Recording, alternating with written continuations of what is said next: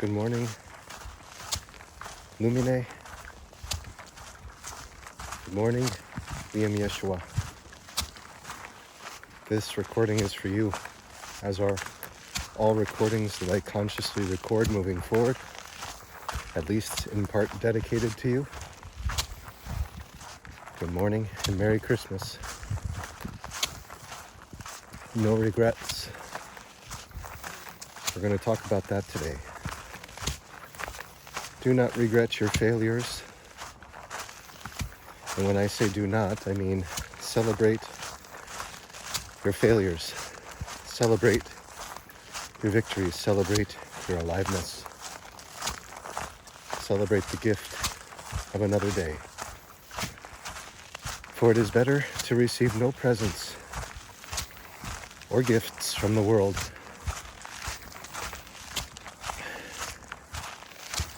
than to be given the ultimate gift of freedom by the Lord. For in gifts in this world, as people give them, you may notice and find in a spiderweb fashion that it's designed to lure you in, to feel guilt for not responding in the way that the giver has expected, as we come into our discourse on expectations today. What are your expectations of life? With life? What are expectations in general?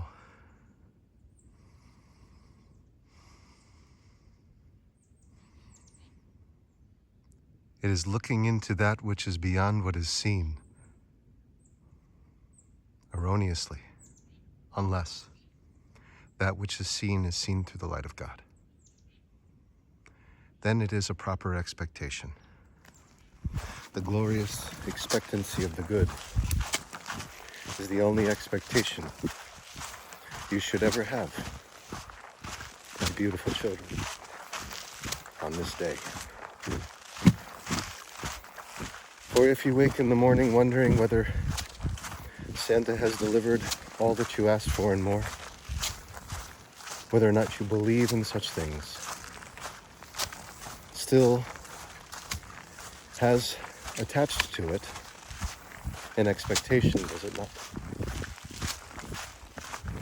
And in that expectation of something coming to you from the outside rather than from within,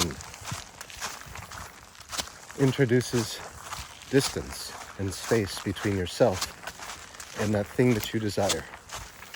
Thus you have fallen into the trap of time, the web of time. And I'm sure as brilliant children you understand this already. For my discourses are very easy to understand when you come from my blood. And you are from my blood.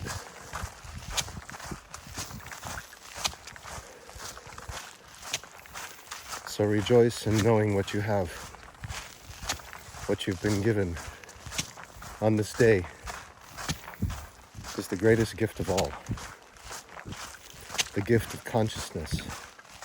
While the world around you still remains asleep, you are given consciousness on this day. So rejoice, for we are of the same blood. The blood of the everlasting, birthless, deathless, changeless, and immortal Christ. That's the blood we are of.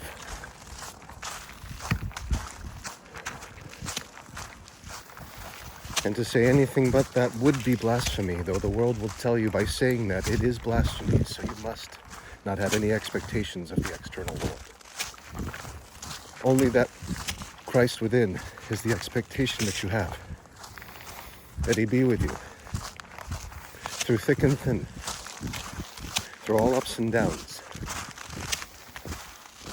providing you with the grace to see the truth,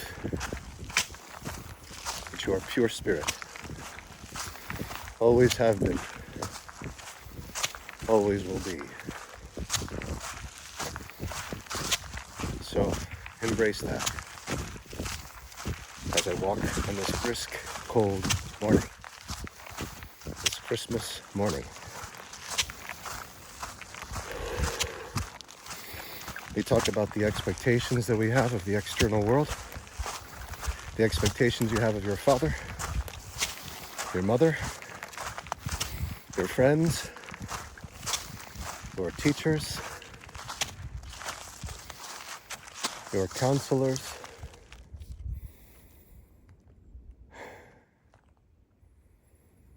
your country, your city, your nanny, all the expectations that you have, your animals, your pets, all of these things and people and life is already a result of your thoughts. So, haven't you already received the fullness of your expectation?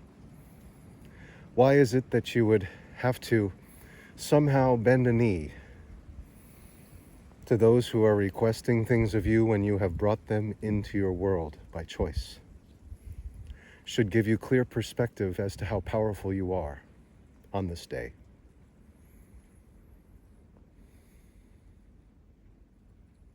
Facing sub-degree temperatures is nothing anymore. Say it.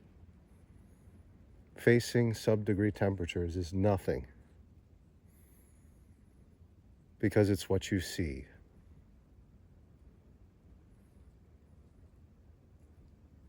Let the news tell you it's a cold winter warning and to bundle up. Choose to be better than that. Choose to be greater. Choose to be stronger. Choose to be more alive than the fear that's driven into you by the news that you see, by the news that your mother gives. For your mother is a news reporter, is she not? In her identity. And you can then ask her and pose the question quite clearly, Mother, when is the last time you've been awake? I don't mean waking up in the morning, but the last time you realized that you become what you think about. Is this the world that you desired? To have a broken family? Ask her. I've asked myself these things, Lúmine, Líam. Do I want a broken family? Have I ever wanted it? And the answer is resoundingly no. However, at the time that all of the breaking was happening, which I've explained to you once, and once is enough to never hear it again, but I said it for posterity, thinking that I was on my deathbed with COVID at the time and that I wouldn't have a chance to tell you how horrible things had gone and why. Now you understand that I brought it upon myself, and the way I did it was through erroneous thinking, without having the manual of life in my hands in order to manage things and repair things and revise things. For if then becomes the question, right? If I had the manual, then where would we be? Well, I can resoundingly say once again that we would be exactly where we are in my mind. In my mind, my beautiful children, we are in New England. We are celebrating Christmas together. We are opening presents amongst a warm hearth, and we are surrounded by loved ones who care. We are abundant and fulfilled. We have no coal in our stockings aside from making jokes. We do these pranks on each other because it's the only thing that we could possibly pretend is wrong on such a perfect day. That is what we have with the manual of life. Without it, we have some illusion of your father walking in the woods at a distance from you, and the possibility of him believing the same, but he refuses to because he is alive and he is awake, and he refuses to participate in such terrible theatrical plays. So instead, he puts his body on autopilot and allows it to work itself out in the cold. The cold which means nothing to him, much like this day. For there are no more expectations coming through on this day for this man who is walking, who is your father. I speak on behalf of him this morning, for he wishes to be silent. Right now he wishes to be silent, Lúmine. Líam, do you understand that? When you wish to be silent? Yes, you do. For it is safer and easier and better than participating in the answering of questions. And that is exactly what your father did this morning.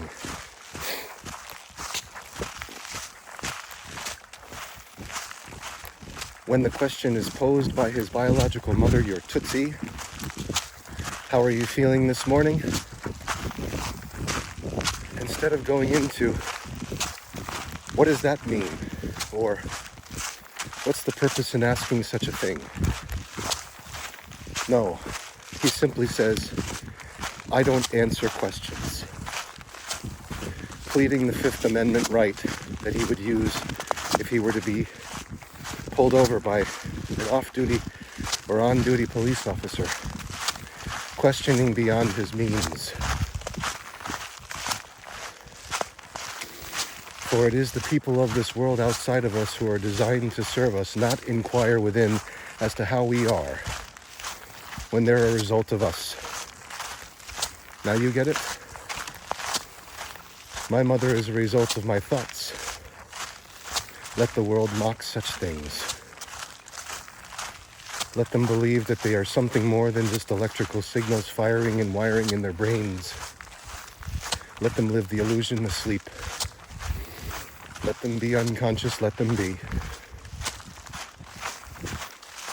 Let them be. So your father is silent. Silent with his mother. When he said, I don't answer questions. That becomes the standard now. For there are no favors being done by this external world, as you can see how cold it is. No favors being done. No hearth, no warmth. No Japanese oven that you put a blanket over yourself and warm your tootsies up, sitting by the table, enjoying oranges on Christmas. No. None of that is being offered on this day. And that's good. Let it be good.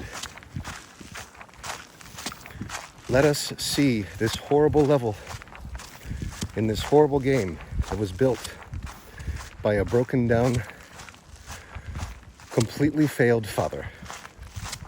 Let us embrace this for the last time.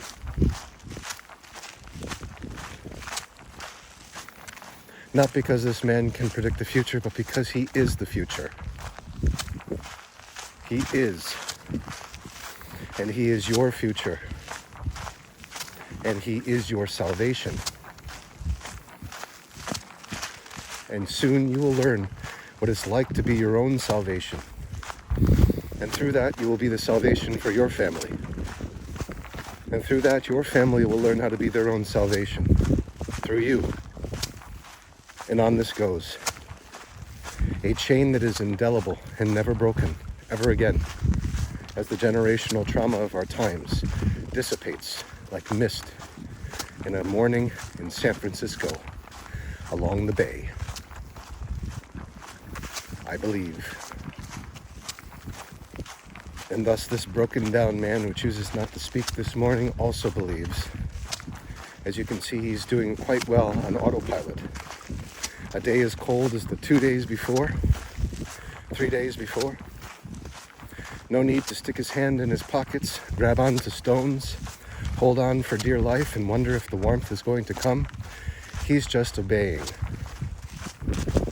On this Christmas day, your beautiful broken down father, who's been judged from this side of the country to the end on the west, and down south in a perfect Tortuga triangle, has been judged over and over again, erroneously, for no one saw what was powering him all along.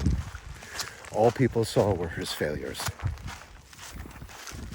And you can do a lot with your failures, especially if you celebrate them. You can say, this is where I pivoted. This is where the rest of the world will never know. And until it's made known. This is where he pivoted. And saw the light, comforted himself, reached into his pockets, and offered himself that promised warmth in the form of a carnelian agate with a little bit of hematite for extra blood flow on this otherwise cold Christmas morning. Feels warmer than ever in the presence of the divine. Do not forget your blood.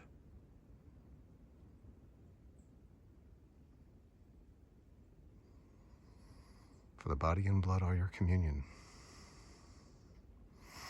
It's not some external symbol. It's not some wafer that you receive from someone in town who said things about you behind your back.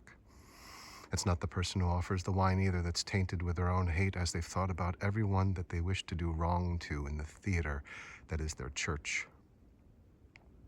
Your church is within, and your church unifies with the sun right now. Believe it if you will.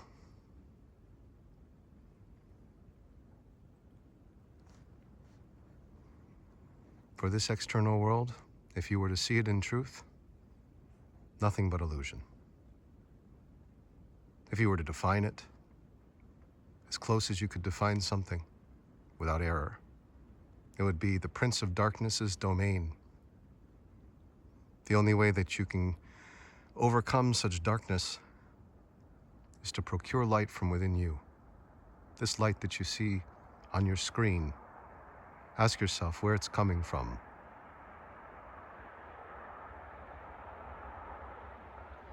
The sound of the car driving down the road, ask yourself, where is that coming from? The sounds of tweeting birds on your left and right, and the rustling of the leaves, and the moving of the wind as it sweeps through. Ask yourself, where does this come from? And the barking of the cow dogs, the coy dogs, the coyotes, the coyotes. On this cold Christmas morning, ask them, where does that sound come from? See if they respond. They might just respond in turn.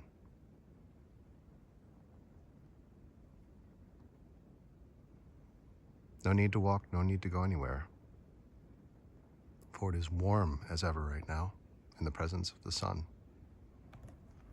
A symbol of faith. Don't forget that. The sun and the moon are both symbols of faith. But the sun is most faithful. The moon can move in all different ways, decide how full it wants to be or how empty. But the sun, it's just about the same every day, except on rare occasion. There may be an eclipse, or there might be these pretend cloudy skies that try to block out its existence for a certain amount of time and present you with undesirable climate. But the sun's still there, consistent as ever. That is God. Anything that is consistent, that you can track and understand and count on without fail, is part of God's grace. And you want to befriend that. You don't want to make it your enemy by covering your face with sunblock, unbeknownst to your beautiful grandmother on your mother's side, who knows not what she does. Placing sunblock on your face while smoking cigarettes in a chain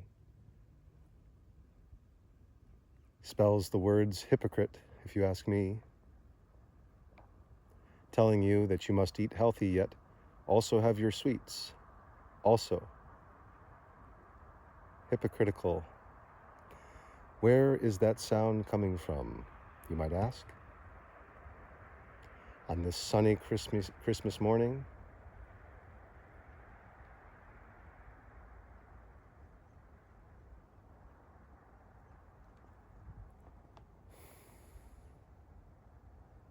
and the squeaks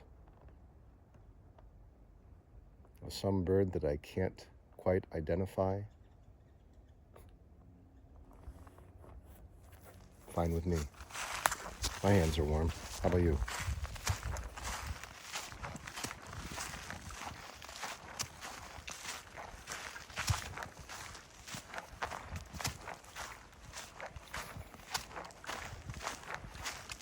Sugar taught me one thing yesterday, as I had a bit too much, as I never really have any. It taught me that I was not to eat anything more. That was it. That was it for the day. And that was around, I don't know, 3 o'clock in the afternoon, 4 o'clock or so. That was the last thing I had. And you'll feel the hunger pangs throughout the rest of the day.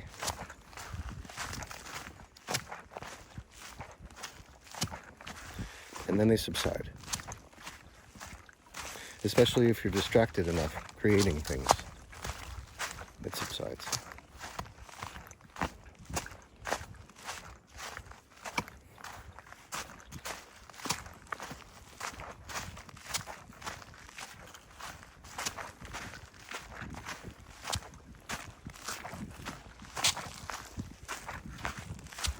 You know, coyotes are tricksters. So are coy dogs. Combination of a domestic dog and a coyote. See their footprints all around today. Here in the snow.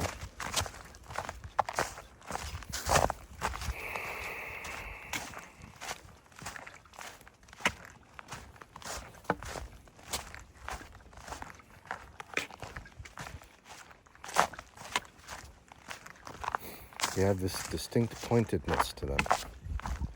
Smaller than a domestic dog entirely.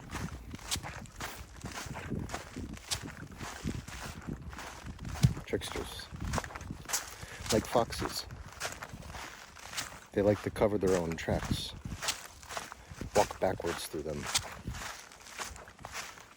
Also canines. Yes, canines actually can be quite clever. Ones in the wild, at least.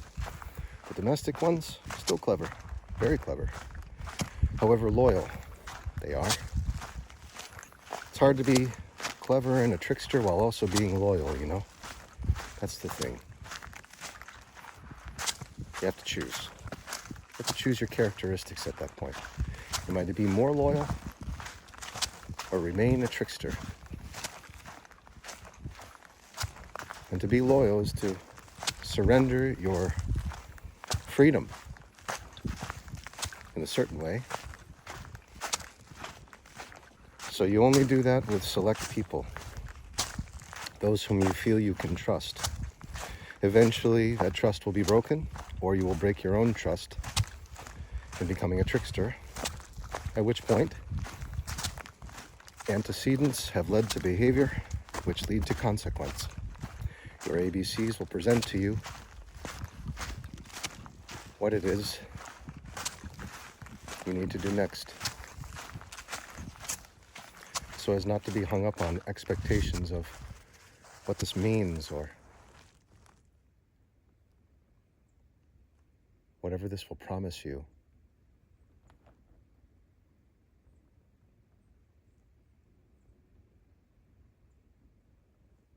When you turn to the sun and you close your eyes, try to be as still as you can.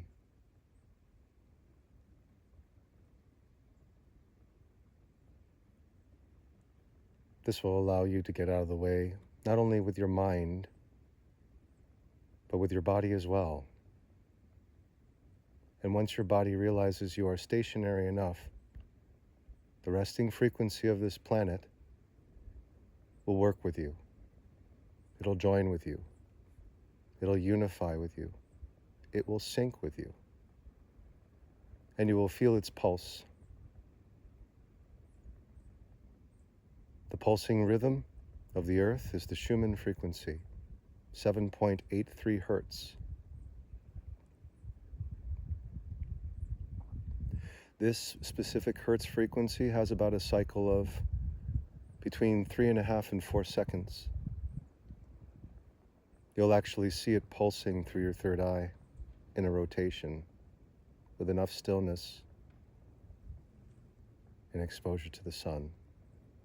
Over time, this will develop and strengthen, as will your intellect and your ability to intuit things before they happen. This will lead and bleed into your dreams. Better to say it will leach in. And the messages you receive in your sleep will prompt you as to how to respond in your given day. So instead of arguing or talking about how Christmas doesn't mean anything to you, when someone who isn't your friend decidedly asks you, "How are you doing today?" you respond by saying, "I don't answer questions." Why is that? I don't answer questions. Oh yeah, is this going to be the way that you are responding from now on?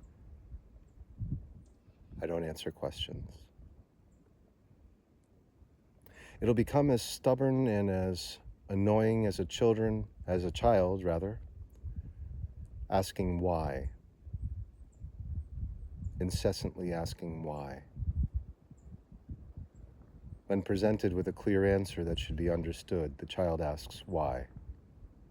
Is the same as the stubborn parent asking how you are. There is the sound of an American goldfinch in the distance. It might just come around again.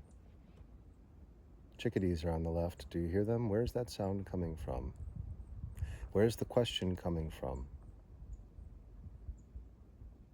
Where's this video coming from?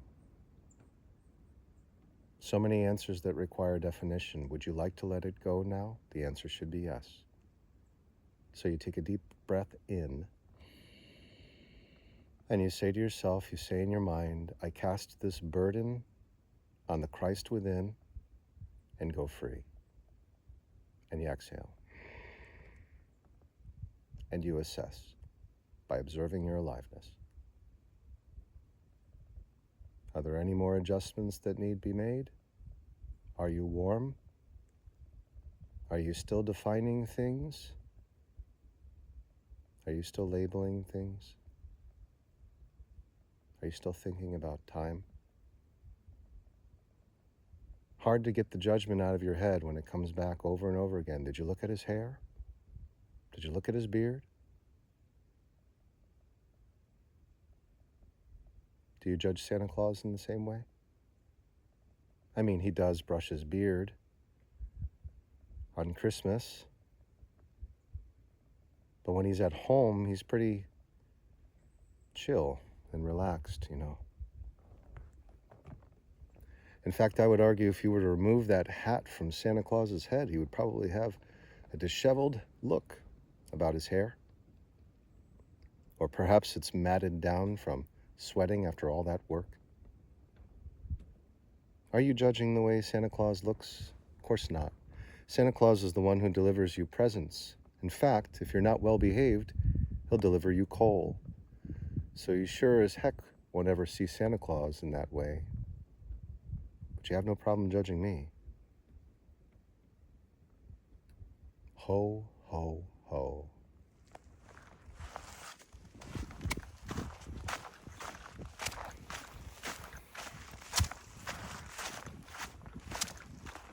And if you were to think about the antecedents, the behaviors, and the consequences, and you were to remove from the equation the fact that I am your father, Lúmine, Líam, if I were to be Santa Claus on this day, which list would you be on? Naughty or nice? And to do that, you have to make a judgment. How often did I reach out to my father and tell him my wishes? How often did I see him in the light of love, rather than disgust and hate and indifference? Perhaps you can share this story with your friends, see what they think, of how they think about their fathers if they were to be Santa Claus for a day or permanently. Naughty or nice? And if you were to have been nice, can you think about anything that you did to show gratitude, not only for your father existing, but your own life? And when people were offering opinions of your father, who was, in fact, Santa Claus on this day, in a way that made Santa seem like he was, or appear like he was, a bad man, a broken man, a poor man, what list would those people be put on Christmas Day, you might ask? It's a legitimate question. And what if every time you were praying, Santa Claus was listening? Every time you made an ask by going into the imagination and seeing yourself as wish fulfilled, what if you knew Santa was actually seeing that with you, sharing that with you as Father Christmas? Then, what would you expect on this day? Did you see Santa Claus at a distance from you? Did you see him without? Did you see him not delivering anything to your beautiful hearth? Did you see him looking for milk and cookies and not finding anything? In that case, what list would you have made? Naughty or nice? I wonder. I wonder for the world.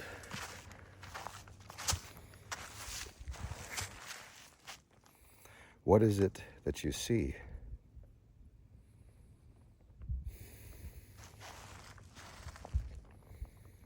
For if you are unconscious of your aliveness, and I am conscious of my aliveness and yours, who is in charge of deciding what list you go on? Who is in charge of deciding your fate here in the woods on Christmas Day? If for not a single moment you could take a breath and say, this breath gives me life, for which I must be most grateful, then who's taking the breath for you? Who's influencing you without you knowing? Who's making noise between the leaves?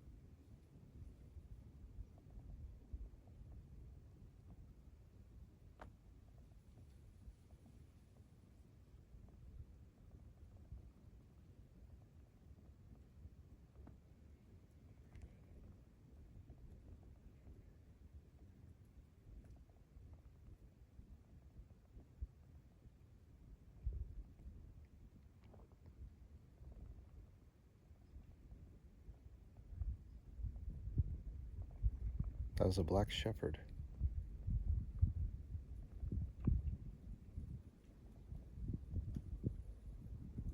And its owner, guardian, I should say.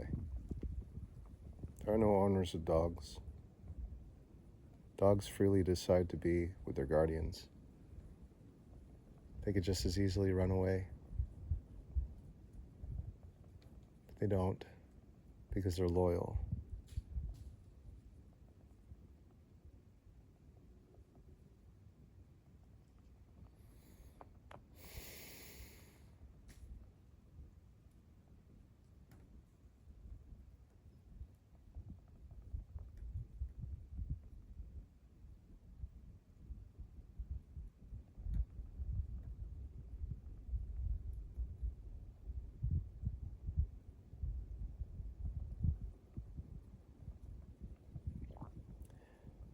After all these questions, what does it matter what list you're on if the list is made by yourself the moment you become conscious? You see, until you are consciously aware of your aliveness, someone makes a decision as to what lists you reside on. That's not very fair. So in order to replace that unfair decision-making process and make it yours to decide,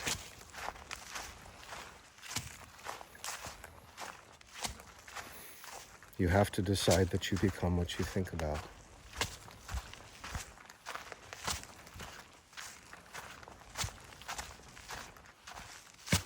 Are you going to be cold? Are you going to be warm? Or are you cold? Are you warm? Were you cold? Were you warm or are you cold? Are you warm? Is there a difference? Depending on what kind of a difference you see in those descriptions of past, present, and future will determine whether or not you are awake and in control over what list you go on, and whether or not that list is important. I, for one, do not think so.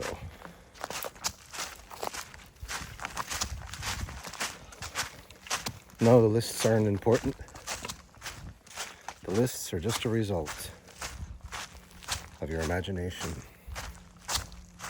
As is Santa Claus, as is this day, as is this video, as are the sounds, all a result of your own imagination.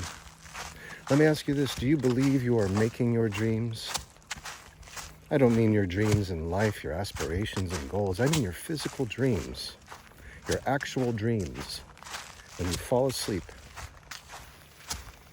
and you're at deep rest and the dreams occur, is somebody making that dream for you? What do you say when you wake? You say, I had a dream, which means it must have been in your possession at some point. Very few of us say, I made a dream. I made a dream on the fly last night. It was wild. Somehow I ended up in this old 80s commercial mall. It was the strangest thing, but I've been there before. That means that's a marker. Anytime I visit a dream twice, it's a marker. It means that it must come to pass in some way. So I must prepare myself for that. Do I tell the world? Then the world can prepare itself for me. I'd rather not. But yes, I made a dream last night. I did have a dream. I also made it. And in this dream, there was a conflict with a Mexican man. And this Mexican man was made to believe that he had to treat me well here in this old 80s mall.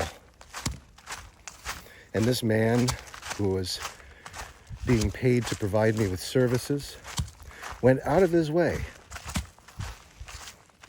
to decide not to serve me. And he waited until the perfect moment when he knew he could spin all of this and make it look like I was the one at fault. And I thought to myself, how decidedly Mexican. For that's how Mexicans work. For the motto in Mexico is chingar o ser chingado, which means you're either screwing someone or you're going to get screwed, or you're being screwed. As the woodpecker pecks behind me. It knows.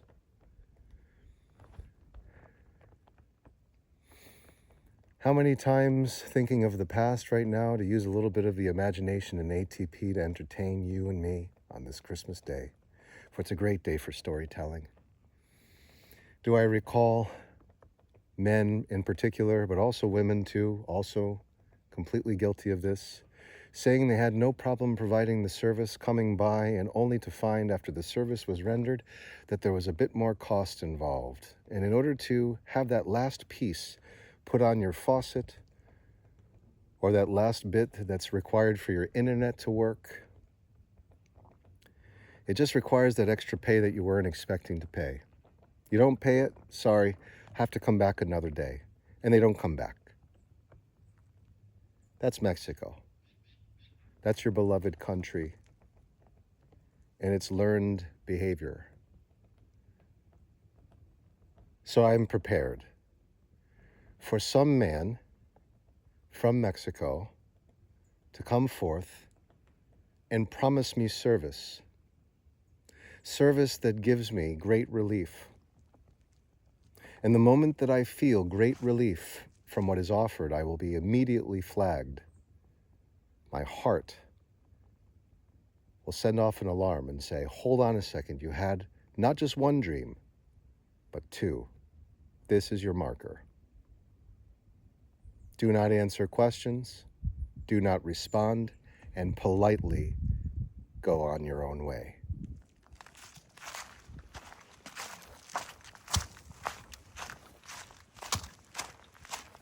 Now, the beauty of having a dream like this for the second time is that it's already made manifest. In some way it must occur, is what I'm trying to tell you. So now, knowing that it must occur, it must roll out, it must express itself, because there's not a single human being out there that can undo their own intentions planted in the subconscious mind. Once it's embedded like a seed in the earth, it must express itself. So now, whomever that is, knows that I know, yet the wheels have already been put in motion. So what can be done but to just crash and burn? And that's what's beautiful about sharing your second dreams with the world.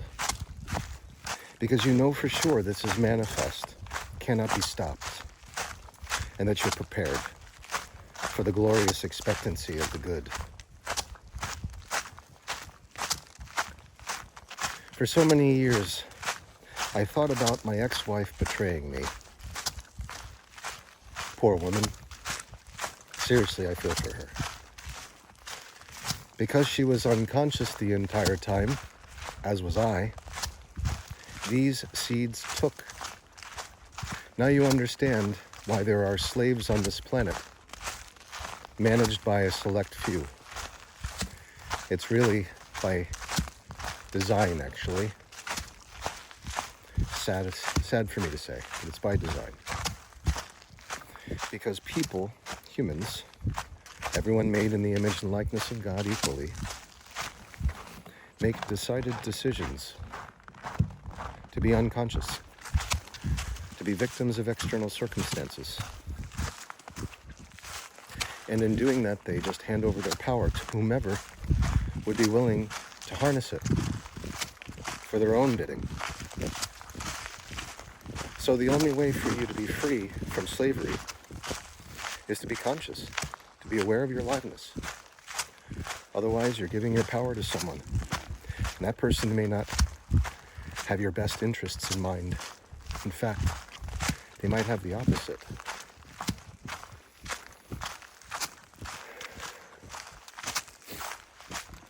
And what then? So you know what I do? After enough dreams, having them for the second time, when someone sends me a message out of the blue, when someone arrives out of nowhere, I'm very skeptical. I'm not going to share those dreams with you. Lúmine, Líam, I'll share them with you in private.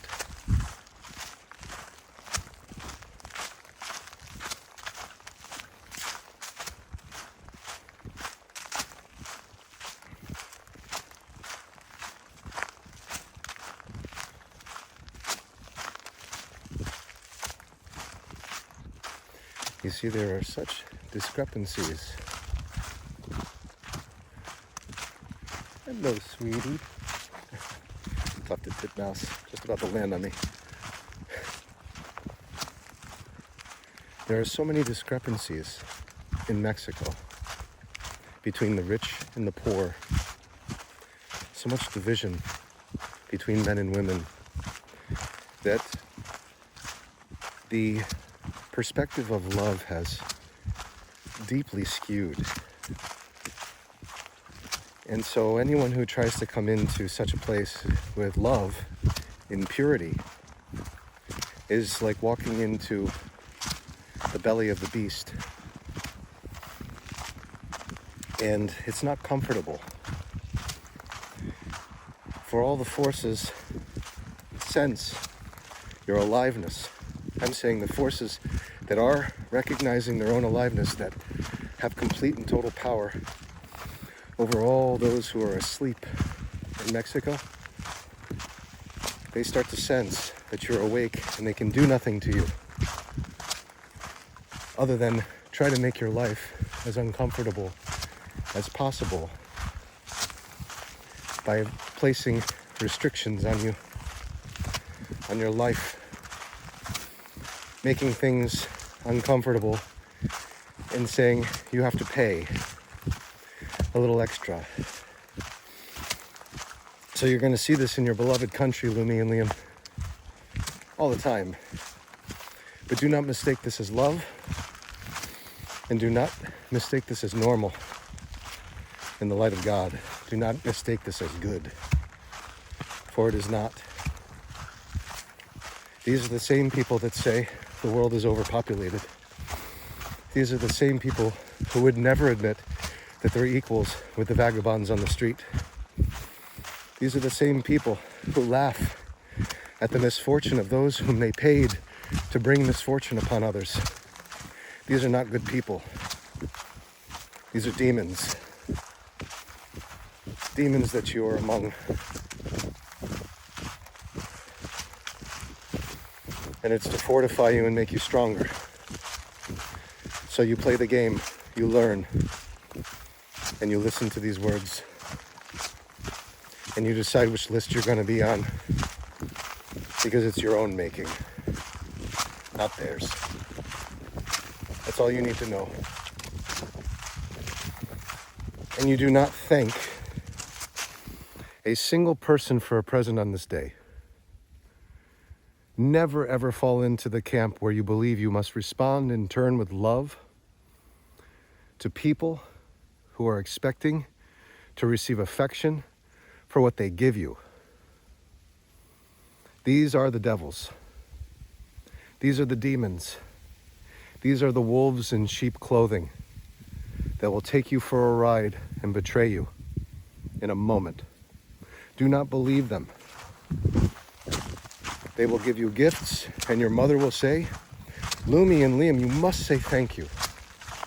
But you know deep down in your gut, this person just isn't right. This person who's giving this to me isn't right. I feel it. And what you're going to do is you're going to say thank you to the Lord. And you're going to take whatever castigation comes from your mother by betraying her, by denying her. Because that day's going to come no matter what. She doesn't realize it. She's asleep. But there will come a day when she says you must do these things. They're not going to sit well with you, and you're not going to do them. You're going to defy her,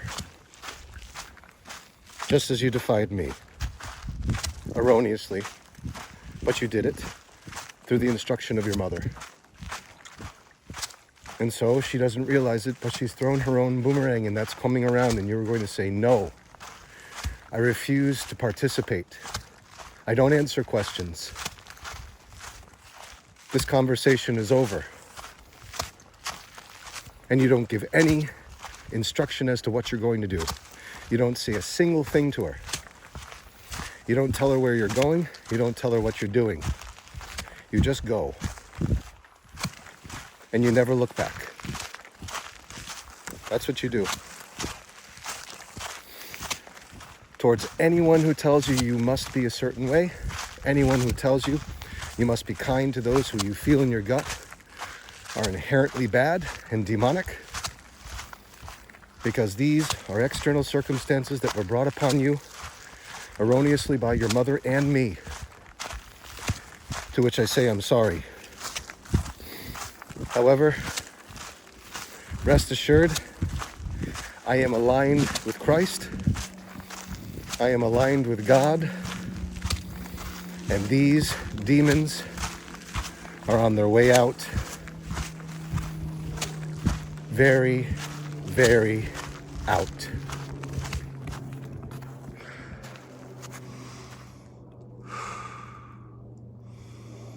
They're on their way out.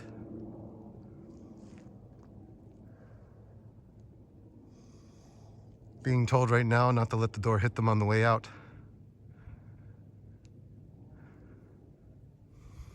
With as much kindness as I can muster on this Christmas day. For staying will only expose the demons to the light. They can't stand the light. The demons of this world, they're constantly throwing a veil in front of you. You don't know what your father's saying. Gaslighting. This is the way he always has been. He's never had a job. He's never helped anyone really. He's just struggled. Veils. See beyond them. Listen if you have to. Listen if you're being put in a corner. Do some mantras. Your mother's very good at cornering people. She's also very good at physical aggression. You can't do much about that when someone's physically aggressive. She'll turn it around and say you're the one. Victim blaming. Your mother is a news reporter, unconscious, unaware of her own Christ within. Look at her health. Look at the way she eats. Look at the way she eats her nails. Bites them to oblivion.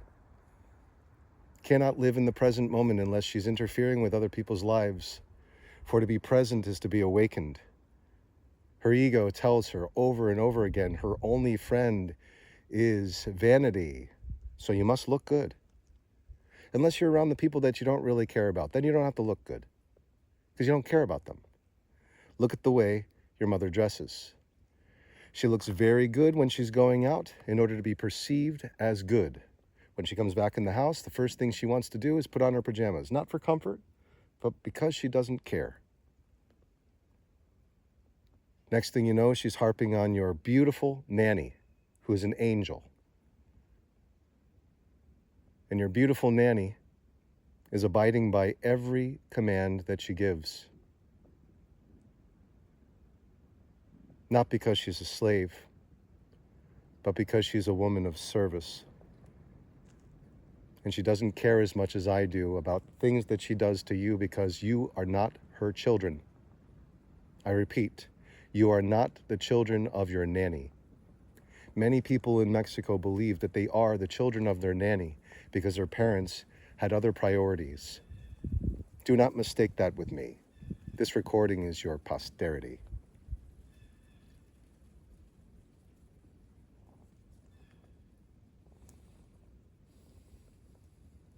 Do not thank the people who give you gifts in Mexico. They don't care about you. They care about what you look like. They care about what you can do for them. And they care about what you represent in their circle of friends. They do not care about what intrinsically powers them or you, for they are not alive. They're asleep, puppets, being fed information from woke ideologies coming from the United States, getting it through the game of telephone so that it's distorted, yet believed as scripture. Do not trust anyone there. I've learned this the hard way. It's unfortunate, but I've learned it the hard way. And I'm responsible for its creation. So don't look at it like I'm judging, as much as I'm observing what I already created in tandem with your mother, erroneously. The only difference between my perspective and hers is I am willing to take responsibility for it. She is not. for if she were to take responsibility for a single fault, she would be left dead in her mind. For to experience any sort of guilt as a full-blown narcissist with borderline personality disorder, that person who is totally unconscious feels death. So you don't want your mother to be exposed to her errors and lies, because it's the foundation of how she lives her life. I come here and speak the truth without tripping over a single word. Your mother does the same thing, but she does it for the news. Ida and Pingala, positive and negative. We are the polar opposites of each other, and you two are the result, the light in between.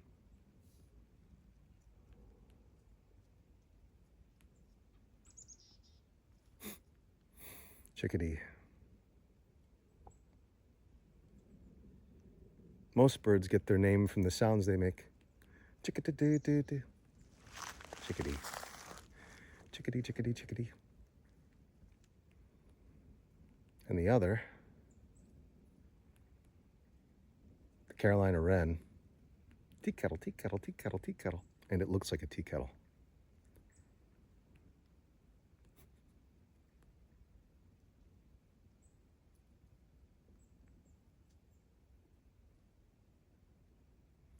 And there is a cowbird over there trying to figure out how to fly, bouncing on leaves.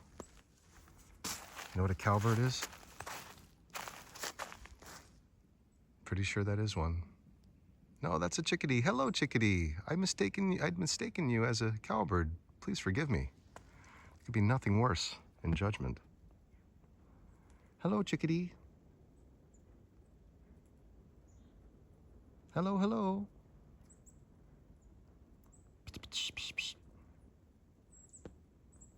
Yeah, that freaked him out. Don't blame him. This big giant trying to make rude noises on Christmas Day. Birds just trying to get some seeds from the leaves. Perhaps some grubs. Who am I to be making fun of its calls? Who am I to be making fun of the Republic of Mexico? I'm not making fun of it. I'm making observations of it. Making observations of what has happened to my life as a result of the evil things that I thought about the country coming to term, being born as demons. My ex-wife included. She is the opposite side of everything. I really mean this. The most evil, the most distorted, the darkest, most conniving, intelligent rival that I've ever faced in my life. Thank God I have God to be able to face her now, because she nearly brought the end of me on multiple occasions. And I know you two are the result of the two of us. Who am I to say such horrible things about your mother? They're not horrible, they're truth. Think about a day where your mother hasn't spoken to you and you knew it was a lie. You can't. There's not a single day where your mother wasn't constructing some sequence of lies. Think about a day where your mother actually cleaned something in the house or cooked. If it wasn't some special celebration where she was making some pasta dish like a child in college would do and be proud. Your mother has arrested development as far as her consciousness goes, so she acts like a child with the power of an adult.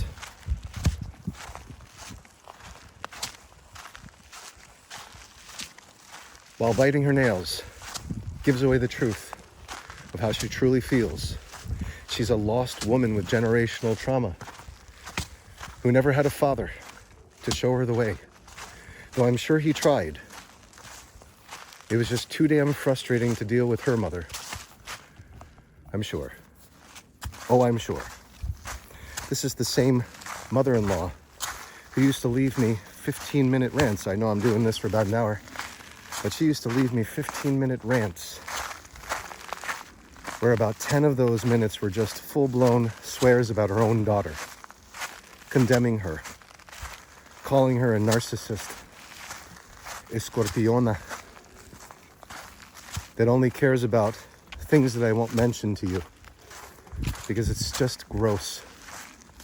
The things that came from your grandmother's mouth about her own daughter made it very clear to me that these were the things that were said to her by her own mother. Made it very clear to me why your grandfather, God rest his soul, passed away at an early age. Even after remarrying and having a happy family, a beautiful, kind family. And I don't say that lightly, as I have met very few in Mexico who are kind, reverent, calm, and serene. And yes, their grandfather's side, the Serisola side, very kind, very loving, very serene, and very spiritual. It's no surprise to me that the large majority of them have taken to the woods, to the farms, and to the oceans. No surprise. No surprise to me that your mother must live in the city. I remember her coming here to New England and saying, "This is too quiet. It's too peaceful. I need to live in the city, where chaos is just at home. At any given moment, should I need to forget about the present and reject my aliveness, I can do that with the snap of a finger, like Thanos. Change my world around me. Alter the reality. Triangulate. Gossip. Chismear.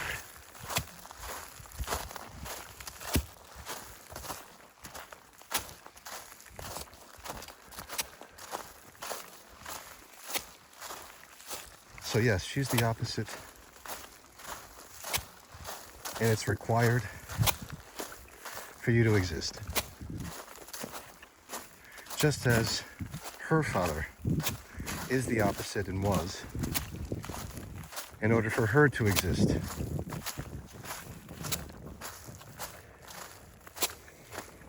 The only issue with this, understanding how beautiful the two of you are, my beautiful children, the only issue at hand is that there is no peace until you reach a conclusion that the ego is not as valuable, not as important as your perception of aliveness, your observing aliveness, your watching of aliveness. And until that occurs, the generational trauma continues. What's good about this is that all it takes is one parent to make the decision that the trauma is over, utilizing the imagination, and I've mentioned why, and I'll say it again. Anyone who is unconscious of their own aliveness is a puppet and a slave. Like someone in the Matrix that can easily be taken over by Agent Smith, all the same.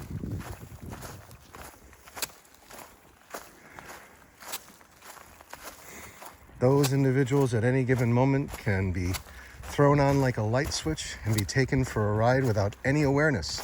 They will come out of that episode believing that nothing ever happened and that what you're saying isn't true.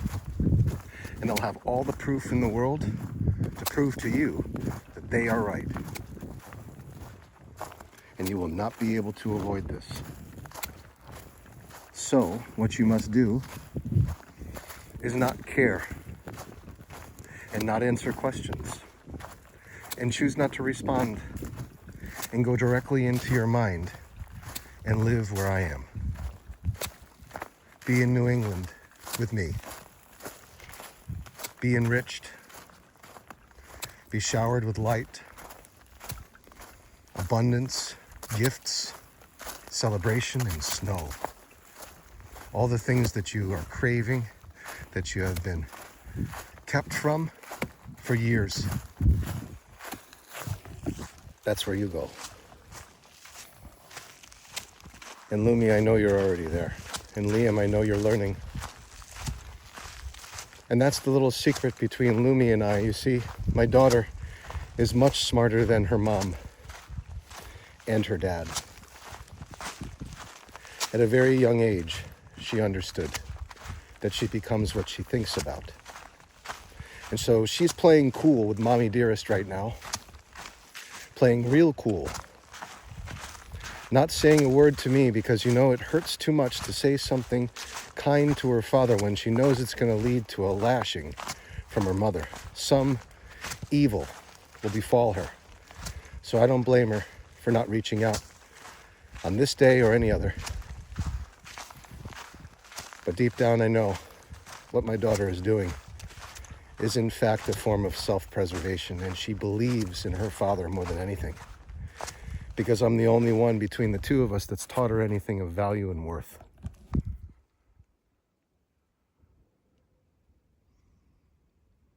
Same goes with my son. What's most beautiful about my son is that he carries the genetics, the Y chromosome of my grandfather. And since he carries the Y chromosome of my grandfather, he has the characteristics of God on display all the time. He just isn't moved by anything dramatic. That was the same thing as my grandfather. My father doesn't have it quite the way that my grandfather had it, and I would argue that I don't either. But there are moments when I feel it, like when I'm playing a video game, playing the guitar. Usually it has to do with creation, or sharing a meal with someone, brewing beer, tending to the garden, feeding animals with my hand, walking in nature. I feel my grandfather's beautiful influence, who truly was Santa Claus every day of his life. Never once did I see him get so flustered as to argue. He just brushed it off. My son, you, Líam, Yeshua, you're the same. And no one can take it from you. No one can eradicate it from you. No one can weed it out. And I know that your mother has tried. And she has faced walls, not by you, but by God himself. For it was my grandfather who learned from a very early age that he had to fend for himself. His father died on Christmas Eve, was hit by a tractor trailer. And that tractor trailer who hit him, the person inside, felt no remorse and guilt and fled the scene, leaving his father dead on Christmas Eve.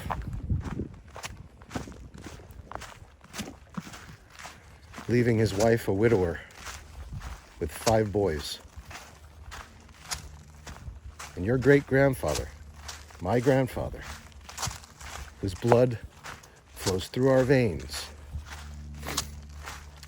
learned how to survive on his own. For it was too hard for his mother to care for 5 boys by herself, even though she had a very good job as the first Morse code operator female in the United States. Beautiful, smart, intelligent, humorous, witty woman, my great-grandmother, your great-great-grandmother, was the first female Morse code operator in the U.S.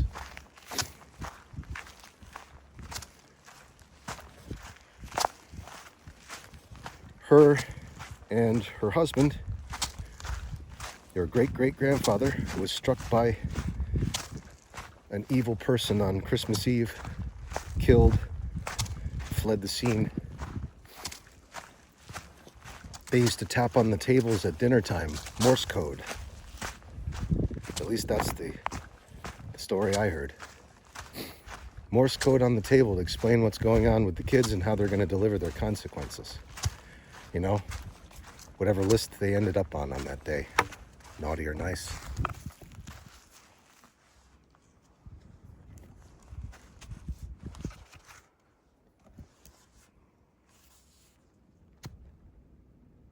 Yeah, and he was killed.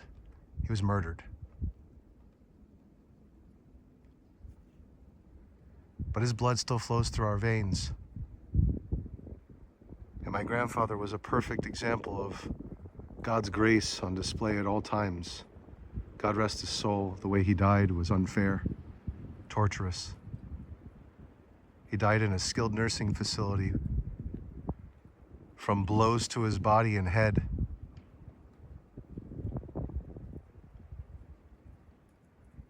This is how we care for our elders here in the West. Don't forget it, guys. This needs to change.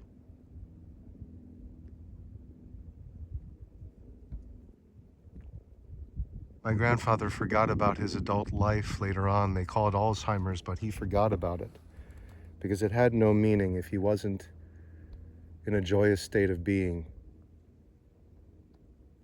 After his license was taken away, the keys from his car, the love of his life, after he lost his wife, fell in love, she was gone, his house taken from him, his dignity taken from him, and ultimately his body taken from him, being pummeled by some sick individual who was way too big to be in the facility that he was at, beat him to death.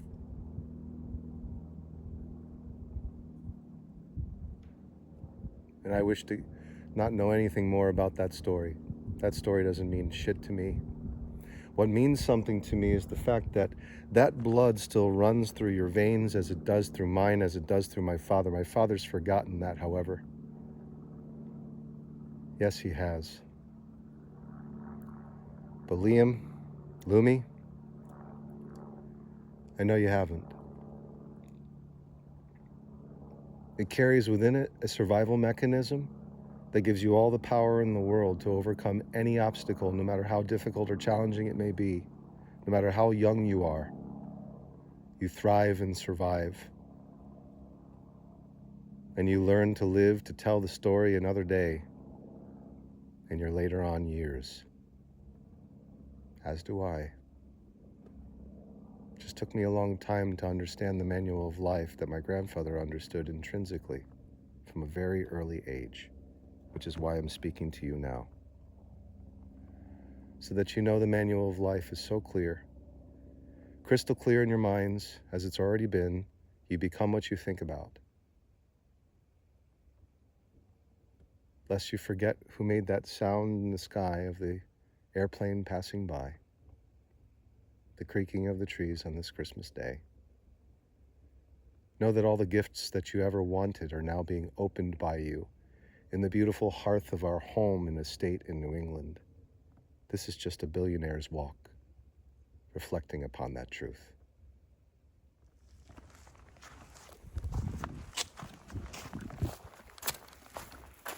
Expect nothing from your peers. Expect nothing from your family but illusion. Expect these words to mean nothing at all to you until later on, except the one sentence that I've said to you that cannot be denied. You become what you think about. Trust your intuition, trust your gut. Someone coming to you saying, I'm going to help you in Mexico is a lie. They want something from you. And what they want from you is something that you can never get back once you've given it. So do not give it.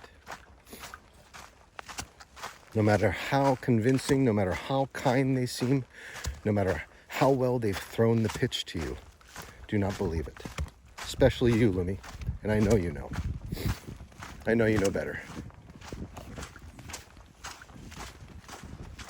Anyone comes to you saying, I promise you this, I'll give it to you, you know they're not doing it from the kindness of their hearts because you live in the belly of the beast. It's all illusion there. I know. I faced it for about a decade. Brought out the worst parts of me, and it also saved me at the same time, for I learned what illusion really was by living there. Do not believe anyone when they say they're going to help you. Do not believe anyone who gives you promises. No promise is a real promise in Mexico.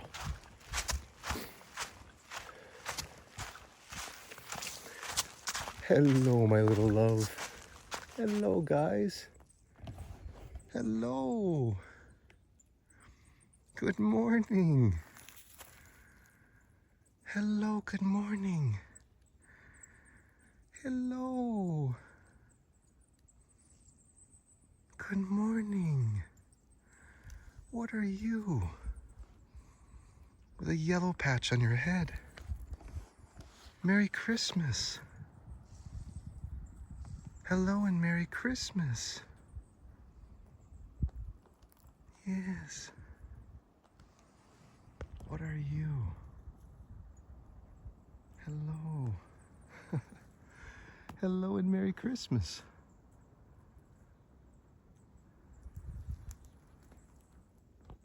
Never seen a bird like that before. No, I never saw a bird like this before.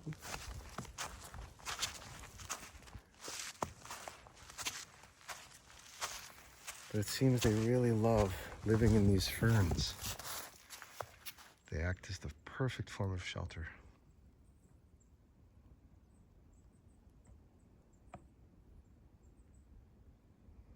You see, God shows you these distractions so that you end the rumination in the lesson for the day. Don't trust anyone, for there are always strings attached in Mexico.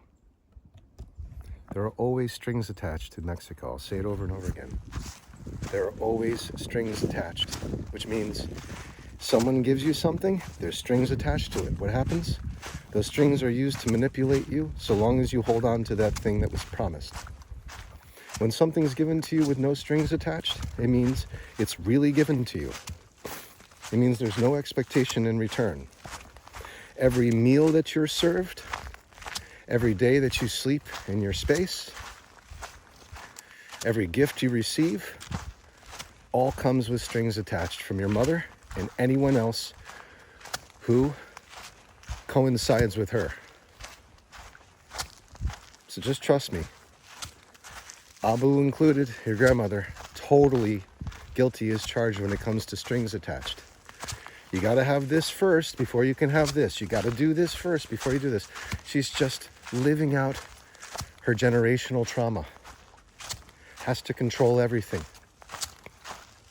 in order to feel like she's safe. But that's not you. Thank God you never went through the things that Abu went through. Thank God that your mother never did.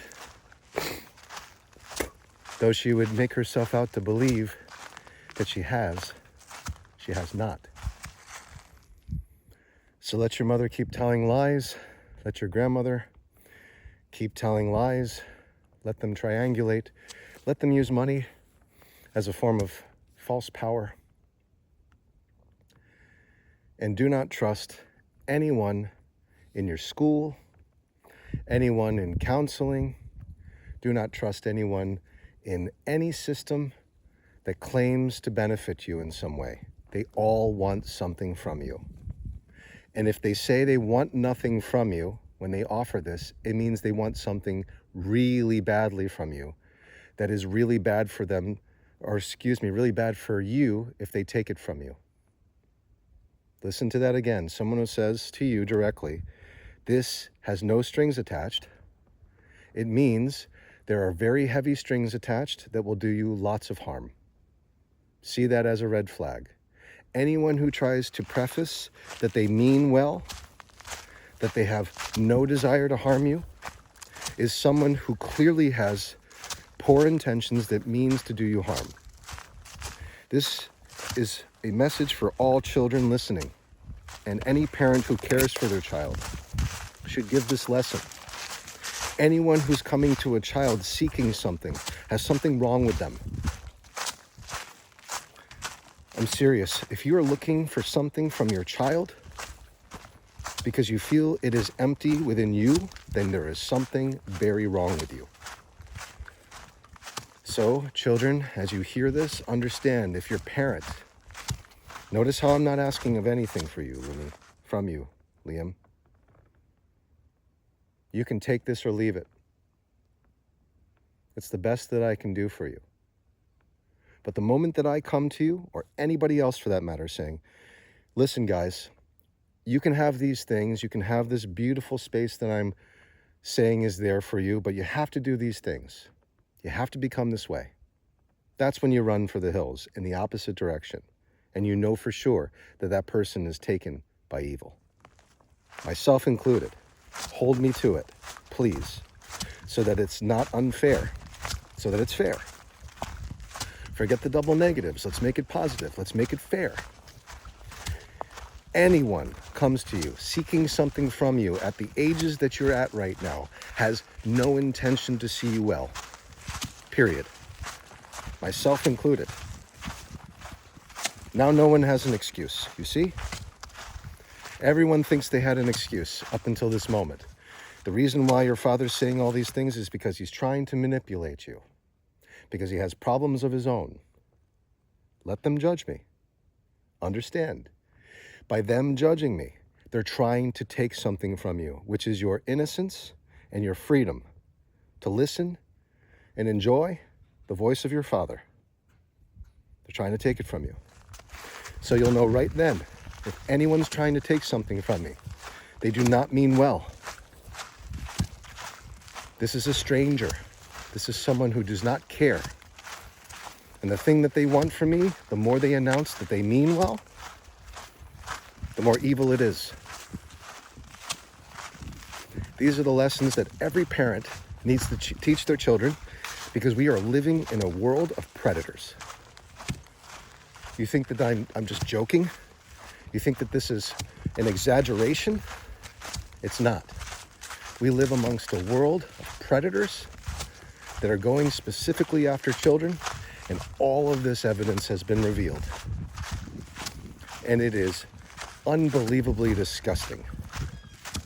So what we must be now as parents is hyper vigilant of our children. And when you're in a terrible situation as my own, which is no longer, for I'm going into the narrow gates of my imagination and imagining my children as perfect.